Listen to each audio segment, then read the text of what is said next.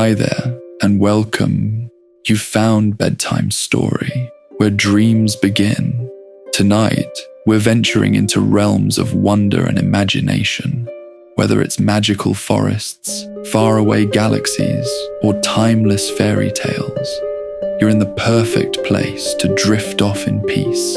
If these stories help you find calm, please leave a comment to share your thoughts. And don't forget to hit subscribe and tap that like button to keep the magic going. Now get comfortable, close your eyes, and listen as the story unfolds.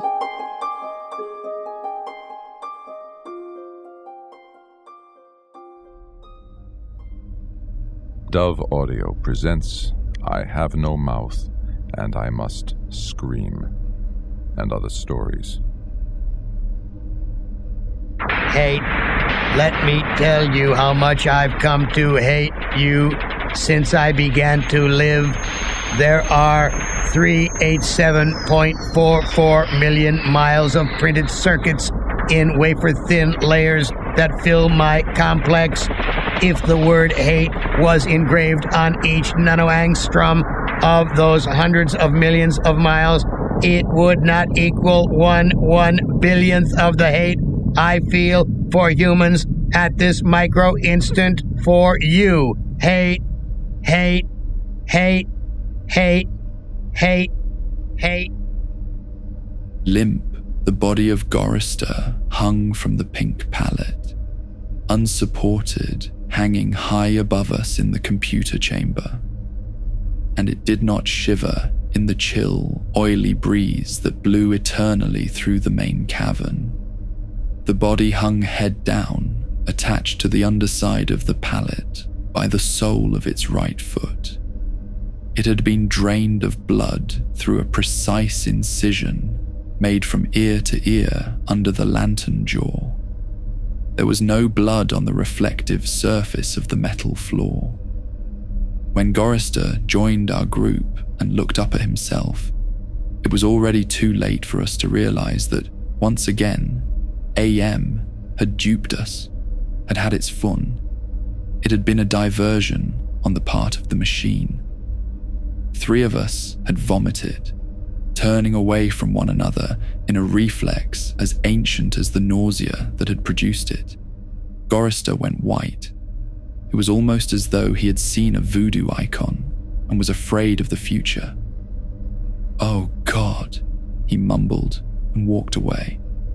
The 3 of us followed him after a time and found him sitting with his back to one of the smaller, chittering banks, his head in his hands. Ellen knelt down beside him and stroked his hair. He didn't move, but his voice came out of his covered face quite clearly. "Why doesn't it just do us in and get it over with? Christ, I don't know how much longer I can go on like this." It was our 109th year in the computer. He was speaking for all of us.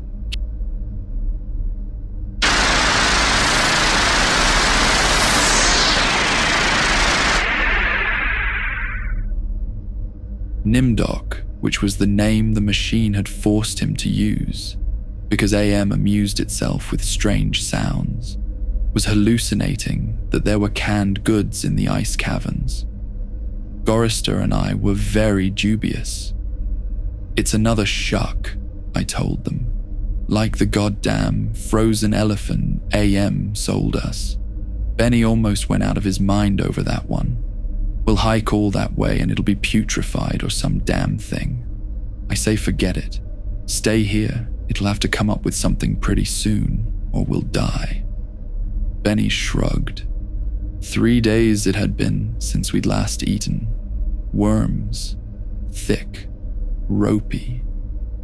Nimdok was no more certain. He knew there was the chance, but he was getting thin. It couldn't be any worse there than here. Colder, but that didn't matter much. Hot, cold, hail, lava, boils, or locusts. It never mattered. The machine masturbated, and we had to take it or die. Ellen decided us. "I've got to have something, Ted. Maybe there'll be some Bartlett pears or peaches. Please, Ted, let's try it. I gave in easily. What the hell? Mattered not at all. Ellen was grateful, though. She took me twice out of turn. Even that had ceased to matter, and she never came, so why bother? But the machine giggled every time we did it. Loud, up there, back there, all around us. He snickered. It snickered. Most of the time I thought of AM as it, without a soul, but the rest of the time I thought of it as him, in the masculine, the paternal, the patriarchal. For he is a jealous people, him, it, God as Daddy the deranged. We left on a Thursday. The machine always kept us up to date on the date. The passage of time was important, not to us, sure as hell, but to him. It, AM, Thursday, thanks. Nimdoc and Gorister carried Ellen for a while, their hands locked to their own and each other's wrists, a seat. Benny and I walked before and after, just to make sure that if anything happened, it would catch one of us, and at least Ellen would be safe. Fat chance, safe. Didn't matter. It was only 100 miles or so to the ice caverns, and the second day, when we were lying out under the blistering sun thing he had materialized, he sent down some manna. Tasted like boiled boar urine. We ate it. On the third day, we passed through a valley of obsolescence, filled with rusting carcasses of ancient computer banks. OM had been as ruthless with its own life as with ours. It was a mark of his personality. It strove for perfection. Whether it was a matter of killing off unproductive elements in his own world filling bulk, or perfecting methods for torturing us, AM was as thorough as those who had invented him, now long since gone to dust, could ever have hoped. There was light filtering down from above, and we realized we must be very near the surface. But we didn't try to crawl up to see. There was virtually nothing out there. Had been nothing that could be considered anything for over 100 years. Only the blasted skin of what had once been the home of billions. Now there were only 5 of us down here inside, alone with AM. I heard Ellen saying frantically, "No, Benny, don't, come on now, Benny, now don't, please." And then I realized I had been hearing Benny murmuring under his breath for several minutes. He was saying, "I'm gonna get out. I'm gonna get out." Over and over. His monkey-like face was crumbled up in an expression of beatific delight and sadness, all at the same time. The radiation scars AM had given him during the festival were drawn down into a mass of pink-white puckerings, and his features seemed to work independently of one another. Perhaps Benny was the luckiest of the 5 of us. He had gone stark, staring mad many years before. But even though we could call AM any damn thing we liked, could think the foulest thoughts of fused memory banks and corroded base plates, of burnt-out circuits and shattered control bubbles, the machine would not tolerate our trying to escape. Benny leapt away from me as I made a grab for him. He scrambled up the face of a smaller memory cube, tilted on its side and filled with rotted components. He squatted there for a moment, looking like the chimpanzee AM had intended him to resemble. Then he leapt high, caught a trailing beam of pitted and corroded metal, and went up it, hand over hand like an animal, till he was on a girded ledge 20 feet above us. "Oh, Ted, Nimdoc, please, help him, get him down before..." She cut off. Tears began to stand in her eyes. She moved her hands aimlessly. It was too late. None of us wanted to be near him when whatever was going to happen, happened. And besides, we all saw through her concern. When AM had altered Benny, during the machine's utterly irrational, hysterical phase. It was not merely Benny's face the computer had made like a giant ape's. He was big in the privates. She loved that. She serviced us as a matter of course, but she loved it from him. Oh, Ellen, pedestal Ellen, pristine, pure Ellen. Oh, Ellen the clean, scum filth. Gorrister slapped her. She slumped down, staring up at poor loony Benny, and she cried. It was her big defense, crying. We had gotten used to it 75 years earlier. Gorrister kicked her in the side. And then the sound began. It was light, that sound. Half sound and half light, something that began to glow from Benny's eyes and pulse with growing loudness, dim sonorities that grew more gigantic and brighter as the light sound increased in tempo. It must have been painful, and the pain must have been increasing with the boldness of the light, the rising volume of the sound, because Benny began to mewl like a wounded animal, at first softly when the light was dim and the sound was muted, and then louder as his shoulders hunched together, his back humped as though he were trying to get away from it, his hands folded across his chest like a chipmunk's, his head tilted to the side, this sad little monkey face pinched in anguish, and then he began to howl as the sound coming from his eyes grew louder and louder. I slapped the sides of my head with my hands, but I couldn't shut it out. It cut through easily. The pain shivered through my flesh like tinfoil on a tooth, and Benny was suddenly pulled erect. On the girder, he stood up, jerked to his feet like a puppet. The light was now pulsing out of his eyes in two great round beams. The sound crawled up and up some incomprehensible scale, and then he fell forward, straight down, and hit the plate steel floor with a crash, and he lay there jerking spastically as the light flowed around him, and the sound spiraled up out of normal range, and then the light beat its way back inside his head. The sound spiraled down, and he was left lying there crying piteously. His eyes were two soft, moist pools of pus-like jelly. Am had blinded him. Gorrister and Nimdoc and myself, we turned away.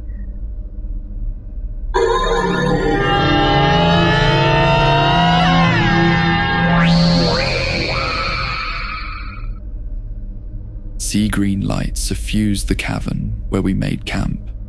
AM provided punk, and we burned it, sitting huddled around the wan and pathetic fire, telling stories to keep Benny from crying in his permanent night.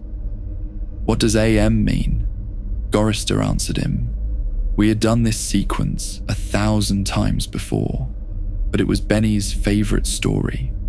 At first, it meant Allied Master Computer, and then it meant Adaptive Manipulator, and later on, it developed sentience and linked itself up, and they called it an aggressive menace.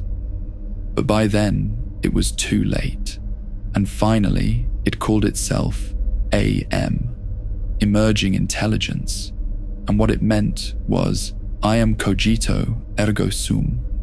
I think, therefore I am. Benny drooled a little and snickered. There was the Chinese AM, and the Russian AM, and the Yankee AM, and... He stopped. Benny was beating on the floor plates with a large, hard fist. He was not happy. Gorrister had not started at the beginning. Gorrister began again. The Cold War started and became World War III, and just kept going. It became a big war, a very complex war, so they needed the computers to handle it. They sank the first shafts and began building AM. There was the Chinese AM, and the Russian AM, and the Yankee AM, and everything was fine until they had honeycombed the entire planet, adding on this element and that element. But one day, AM woke up and knew who he was, and he linked himself, and he began feeding all the killing data until everyone was dead, except for the 5 of us, and AM brought us down here. Benny was smiling sadly. He was also drooling again. Ellen wiped the spittle from the corner of his mouth with the hem of her skirt. Gorrister always tried to tell it a little more succinctly each time, but beyond the bare facts there was nothing to say. None of us knew why AM had saved 5 people, or why our specific 5, or why he spent all his time tormenting us, or even why he had made us virtually immortal. In the darkness, one of the computer banks began humming. The tone was picked up half a mile away down the cavern by another bank. Then one by one, each of the elements began to tune itself, and there was a faint chittering as thought raced through the machine. The sound grew, and the lights ran across the faces of the consoles like heat lightning. What is it? Ellen cried. There was terror in her voice. She hadn't become accustomed to it, even now. It's going to be bad this time, Nimdok said. He's going to speak, Gorrister said. I know it. Let's get the hell out of here, I said, suddenly getting to my feet. No, Ted, sit down. What if he's got pits out there or something else we can't see? It's too dark. And then we heard... I don't know. Something moving toward us in the darkness. Huge, shambling, hairy, moist, it came toward us. We couldn't even see it, but there was the ponderous impression of bulk heaving itself toward us. Great weight was coming at us, out of the darkness, and it was more a sense of pressure, of air forcing itself into a limited space, expanding the invisible walls of a sphere. Benny began to whimper. Nimdok's lower lip trembled and he bit it hard, trying to stop it. Ellen slid across the metal floor to Gorrister and huddled into him. There was the smell of matted wet fur in the cavern. There was the smell of charred wood. There was the smell of dusty velvet. There was the smell of rotting orchids. There was the smell of sour milk. There was the smell of sulfur, of rancid butter, of oil slick, of grease, of chalk dust, of human scalps. AM was keying us. He was tickling us. There was the smell of... I heard myself shriek, and the hinges of my jaws ached. I scuttled across the floor, across the cold metal with its endless lines of rivets on my hands and knees. The smell gagging me, filling my head with a thunderous pain that sent me away in horror. I fled like a cockroach, across the floor and out into the darkness. That something moving inexorably after me.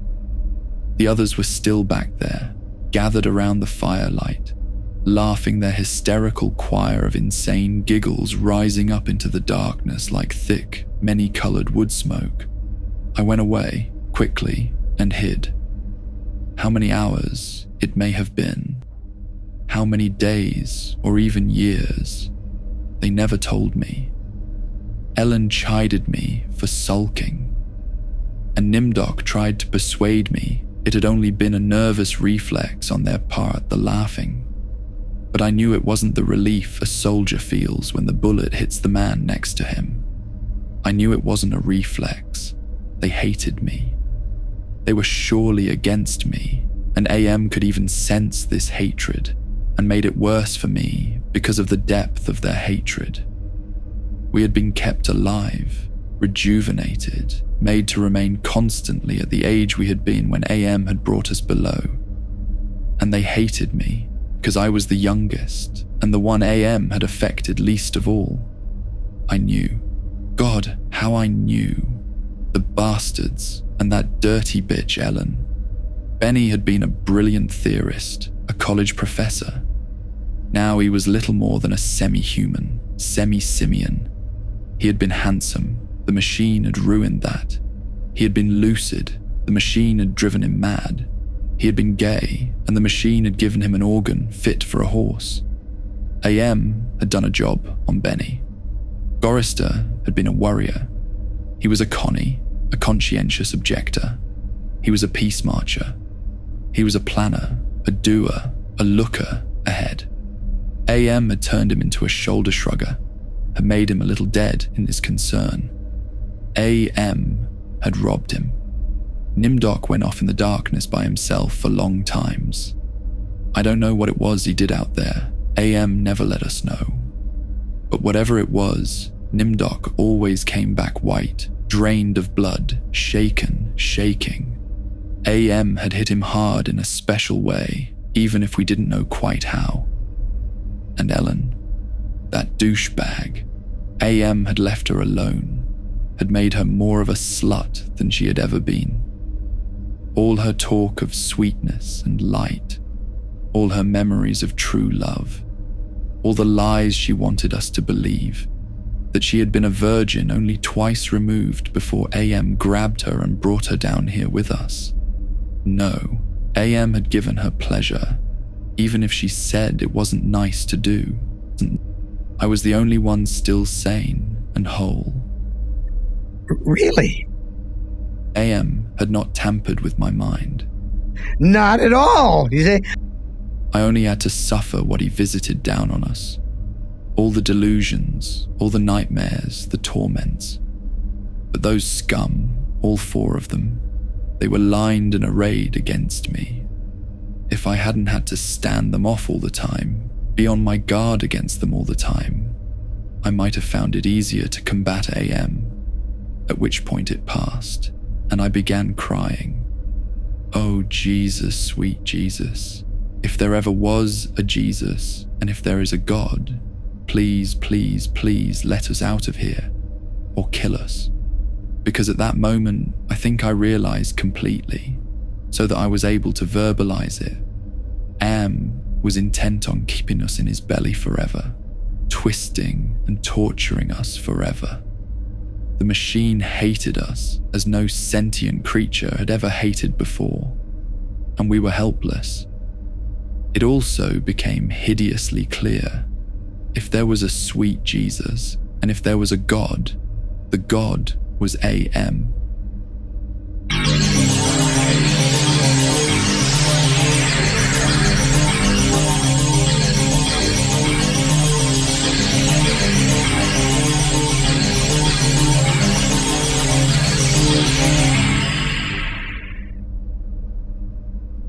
The hurricane hit us with the force of a glacier thundering into the sea. It was a palpable presence, winds that tore at us, flinging us back the way we had come, down the twisting, computer-lined corridors of the dark way. Ellen screamed as she was lifted and hurled face forward into a screaming shoal of machines, their individual voices strident as bats in flight. She could not even fall. The howling wind kept her aloft, buffeted her, bounced her, tossed her back and down and away from us, out of sight suddenly as she was swirled around a bend in the dark way.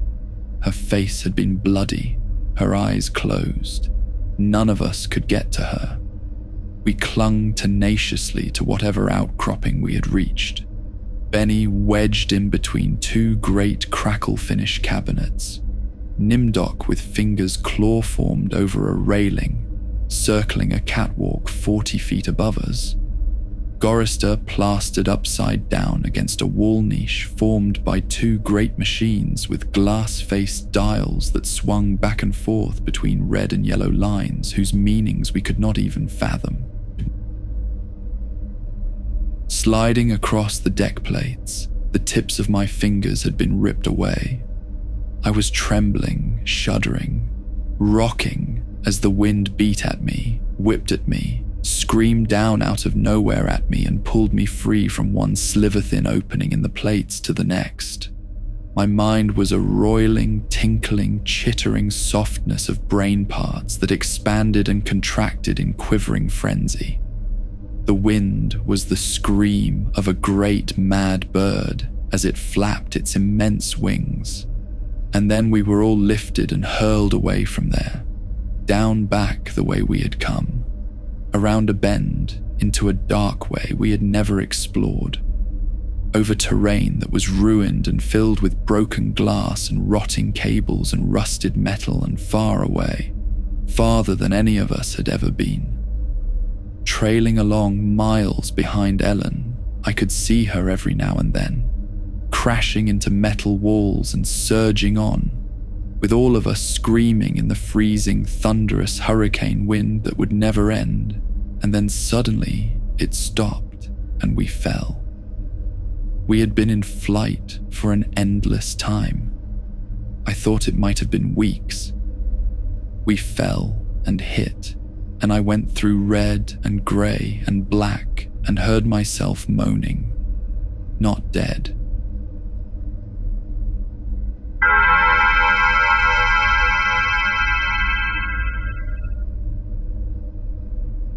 AM went into my mind.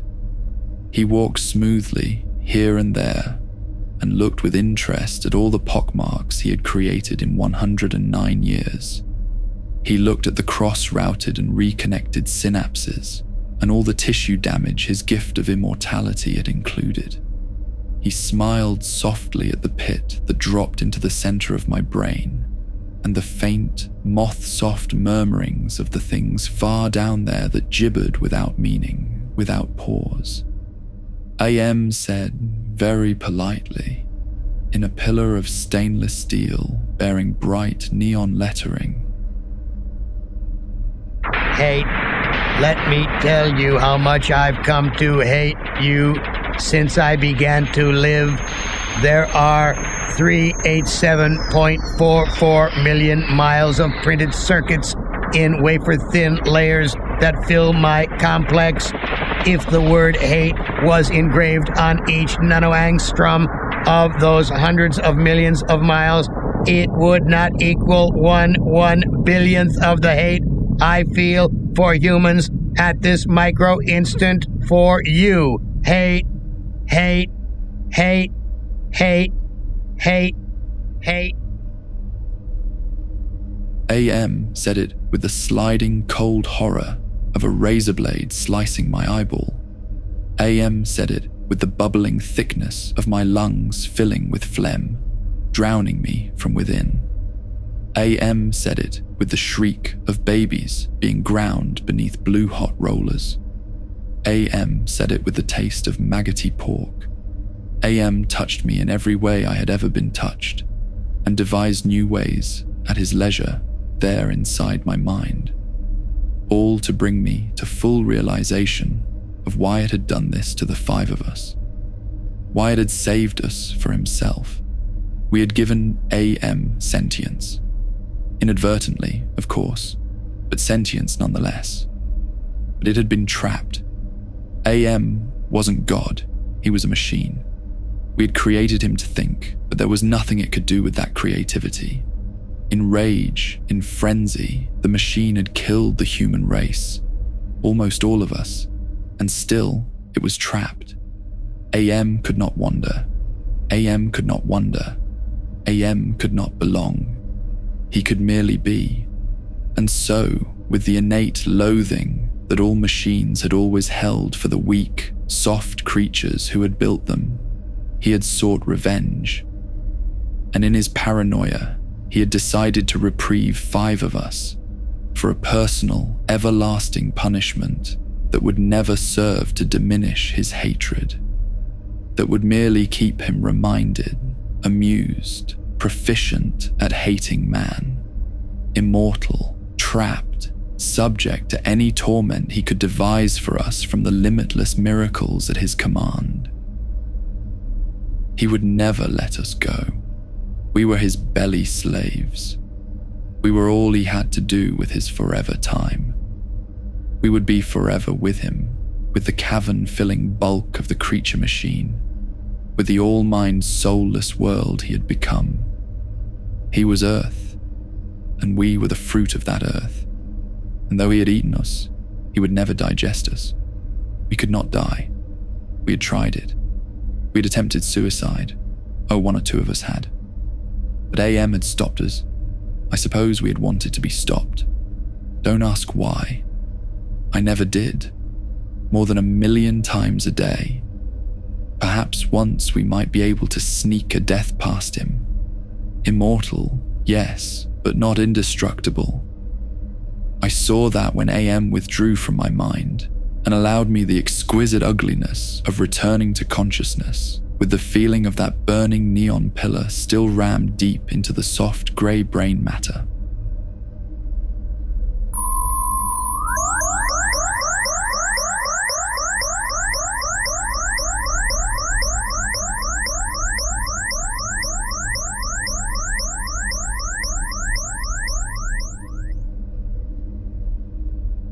The hurricane had, indeed, precisely been caused by a great mad bird as it flapped its immense wings. We had been traveling for close to a month, and AM had allowed passages to open to us only sufficient to lead us up there, directly under the North Pole, where it had nightmared the creature for our torment. What whole cloth had he employed to create such a beast? Where had he gotten the concept? From our minds? From his knowledge of everything that had ever been on this planet, he now infested and ruled. From Norse mythology, it had sprung. This eagle, this carrion bird, this rock, this Hurgelmere, the wind creature, Huracan incarnate. Gigantic. The words immense, monstrous, grotesque, massive, swollen, overpowering, beyond description. There on a mound rising above us, the bird of winds heaved with its own irregular breathing, its snake neck arching up into the gloom beneath the North Pole, supporting a head as large as a Tudor mansion. A beak that opened slowly, as the jaws of the most monstrous crocodile ever conceived, sensuously. Ridges of tufted flesh puckered about 2 evil eyes, as cold as the view down into a glacial crevasse, ice blue and somehow moving liquidly. It heaved once more and lifted its great sweat-colored wings in a movement that was certainly a shrug. Then it settled and slept. Talons, fangs, nails, blades. It slept. AM appeared to us as a burning bush and said we could kill the hurricane bird if we wanted to eat. We had not eaten in a very long time, but even so, Gorrister merely shrugged. Benny began to shiver and he drooled. Ellen held him. "Ted, I'm hungry," she said. I smiled at her. I was trying to be reassuring, but it was as phony as Nimdok's bravado. "Give us weapons," he demanded. The burning bush vanished, and there were 2 crude sets of bows and arrows, and a water pistol lying on the cold deck plates. I picked up a set, useless.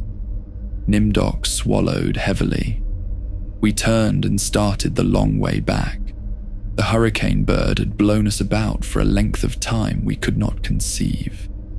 Most of that time we had been unconscious, but we had not eaten. A month on the march to the bird itself, without food. Now how much longer to find our way to the ice caverns and the promised canned goods? None of us cared to think about it. We would not die.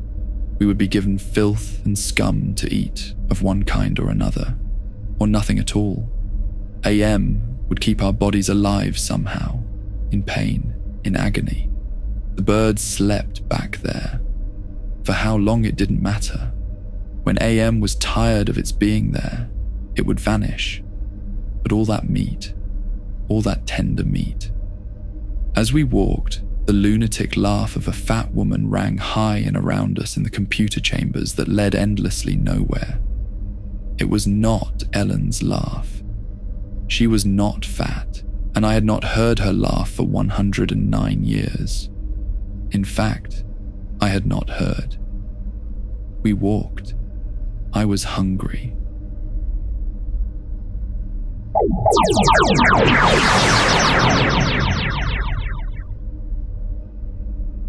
We moved slowly. There was often fainting, and we would have to wait. One day, he decided to cause an earthquake, at the same time rooting us to the spot with nails through the soles of our shoes. Ellen and Nimdoc were both caught when a fissure shot its lightning bolt opening across the floor plates. They disappeared and were gone. When the earthquake was over, we continued on our way, Benny, Gorister, and myself. Ellen and Nimdoc were returned to us later that night, which abruptly became a day, as the Heavenly Legion bore them to us with a celestial chorus singing, "Go down, Moses." The archangels circled several times and then dropped the hideously mangled bodies. We kept walking, and a while later, Ellen and Nimdoc fell in behind us. They were no worse for wear. But now, Ellen walked with a limp. AM had left her that. It was a long trip to the ice caverns to find the canned food. Ellen kept talking about Bing cherries and Hawaiian fruit cocktail. I tried not to think about it. The hunger was something that had come to life, even as AM had come to life. It was alive in my belly, even as we were in the belly of the earth, and AM wanted the similarity known to us. So he heightened the hunger. There is no way to describe the pains that not having eaten for months brought us. And yet we were kept alive, stomachs that were merely cauldrons of acid, bubbling, foaming, always shooting spears of sliver-thin pain into our chests. It was the pain of the terminal ulcer, terminal cancer, terminal paresis. It was unending pain, and we passed through the cavern of rats, and we passed through the path of boiling steam, and we passed through the country of the blind, and we passed through the slough of despond, and we passed through the vale of tears. And we came, finally, to the ice caverns, horizonless thousands of miles in which the ice had formed in blue and silver flashes, where novas lived in the glass. The down-dropping stalactites, as thick and glorious as diamonds that had been made to run like jelly, and then solidified in graceful eternities of smooth, sharp perfection. We saw the stack of canned goods, and we tried to run to them. We fell in the snow, and we got up and went on. And Benny shoved us away and went at them, and pawed them and gummed them and gnawed at them, and he could not open them. AM had not given us a tool to open the cans. Benny grabbed a 3-quart can of guava shells and began to batter it against the ice bank. The ice flew and shattered, but the can was merely dented while we heard the laughter of a fat lady, high overhead and echoing down and down and down the tundra. Benny went completely mad with rage. He began throwing cans as we all scrabbled about in the snow and ice, trying to find a way to end the helpless agony of frustration. There was no way. Then Benny's mouth began to drool, and he flung himself on Gorister. In that instant, I felt terribly calm. Surrounded by madness, surrounded by hunger, surrounded by everything but death. I knew death was our only way out. AM had kept us alive, but there was a way to defeat him. Not total defeat, but at least peace. I would settle for that. I had to do it quickly. Benny was eating Gorister's face. Gorister on his side, thrashing snow. Benny wrapped around him with powerful monkey legs, crushing Gorister's waist. His hands locked around Gorister's head like a nutcracker, and his mouth ripping at the tender skin of Gorister's cheek. Gorister screamed with such jagged-edged violence that stalactites fell. They plunged down softly, erect in the receiving snowdrifts. Spears, hundreds of them, everywhere, protruding from the snow. Benny's head pulled back sharply. as something gave all at once and a bleeding raw white dripping of flesh hung from his teeth. Ellen's face, black against the white snow, dominoes in chalk dust. Nimdok with no expression but eyes, all eyes. Gorister, half conscious. Benny, now an animal. I knew AM would let him play. Gorister would not die, but Benny would fill his stomach. I turned half to my right and drew a huge ice spear from the snow. All in an instant, I drove the great ice point ahead of me like a battering ram, braced against my right thigh. It struck Benny on the right side, just under the rib cage, and drove upward through his stomach and broke inside him. He pitched forward and lay still. Gorister lay on his back. I pulled another spear free and straddled him, still moving, driving the spear straight down through his throat. His eyes closed as the cold penetrated. Ellen must have realized what I had decided, even as fear gripped her. She ran at Nimdok with a short icicle as he screamed and into his mouth, and the force of her rush did the job. His head jerked sharply as if it had been nailed to the snow crust behind him. All in an instant, there was an eternity beat of soundless anticipation. I could hear AM draw in his breath. His toys had been taken from him. 3 of them were dead, could not be revived. He could keep us alive by his strength and talent, but he was not God. He could not bring them back. Ellen looked at me, her ebony features stark against the snow that surrounded us. There was fear and pleading in her manner, the way she held herself ready. I knew we had only a heartbeat before AM would stop us. It struck her, and she folded toward me, bleeding from the mouth. I could not read meaning into her expression. The pain had been too great, had contorted her face. But it might have been thank you. It's possible. Please.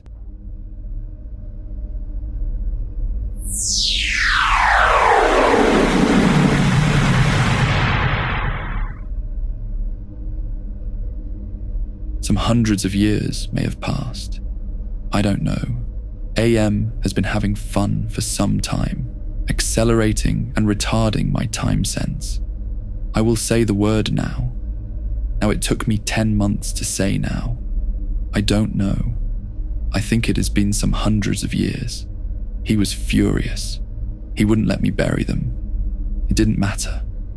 There was no way to dig up the deck plates. He dried up the snow. He brought the night. He roared and sent locusts. It didn't do a thing. They stayed dead. I'd had him.